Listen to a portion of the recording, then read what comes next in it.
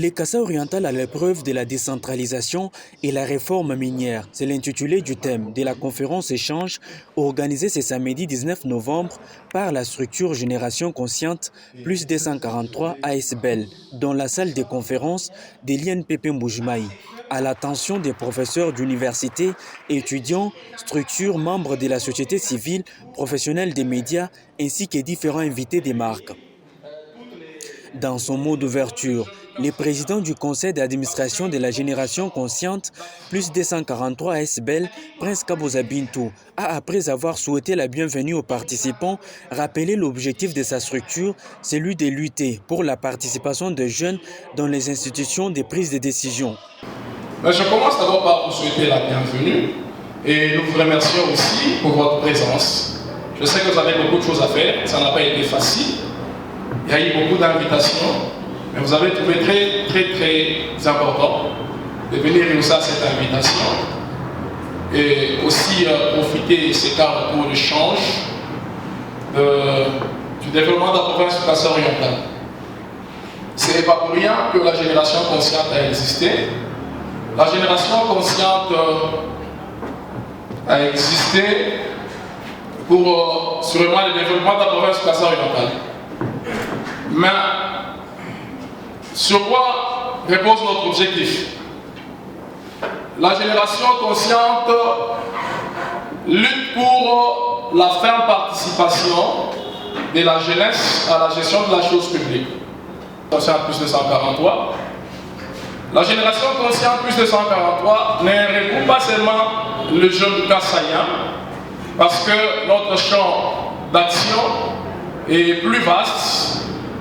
Nous sommes sur le territoire national, donc sur toute l'étendue de la République démocratique du Congo.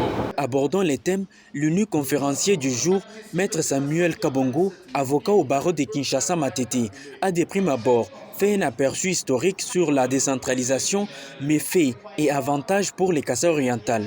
Pour lui, après la décentralisation, le Kassai oriental est devenu la plus petite de toutes les 26 provinces en termes de superficie. La Najiga serait couper la province en deux, ce qui était matériellement impossible.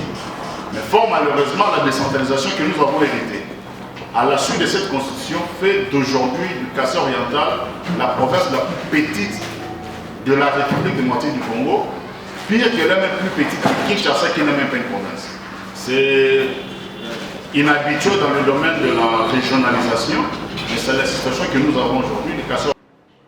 Que faire pour que l'impact aujourd'hui de la gestion des ressources minérales fasse du Kassai oriental une province à la fois riche dans son sous-sol et ayant une population prospère dans le vécu de chaque jour? En réponse au débat sur la relance de l'AMIBA, Samuel Kabongo pense que le développement d'une province ne peut pas passer à la dépendance d'une seule société. Il propose à la place un recours au pouvoir redonné à l'administration intérieure grâce à la décentralisation. À ces jours, autant que le débat perdure, la relance de l'AMIBA, la non-relance de l'AMIBA, est-ce une hypothèse de redorer cette santé, de faire cadrer la province du Kassai oriental? Moi, j'estime pour moi que ça va rester discutable et ce n'est pas la piste idéale aujourd'hui pour nous faciliter le développement de la province.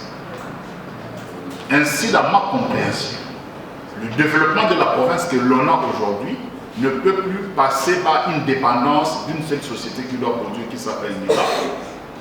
L'actuelle province doit se réconcentrer autour de gains, de dividendes que l'on peut tirer de ces pouvoirs qu'on a redonnés à l'administration intérieure qu'on a par la décentralisation.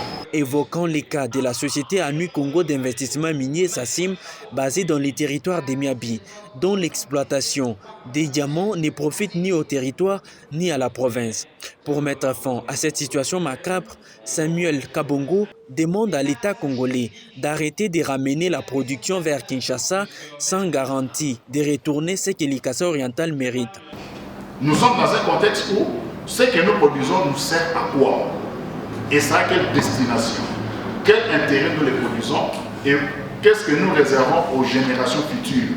Nous tuons le sol aujourd'hui, nous en profitons aujourd'hui, mais nos enfants, nos petits-enfants vivront du bois. La réforme minière a créé des sociétés qui aujourd'hui fonctionnent comme toute autre société compétitive. MIBA de l'époque était une société de l'État.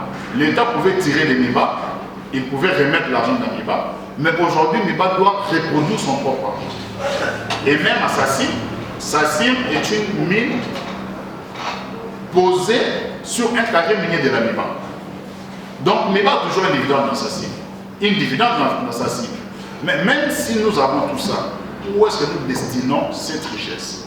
La décentralisation voudrait assez qu'on arrête à ce que les Chinois ramènent l'argent vers eux et que l'État congolais arrête de prendre la production de la province pour l'amener vers la capitale sans garantie de nous retourner ce que nous méritons. C'est par une série de questions-réponses que s'est clôturée cette conférence. Ça fait longtemps, mais c'est pas cela qui m'amène ici. Audio Jungle.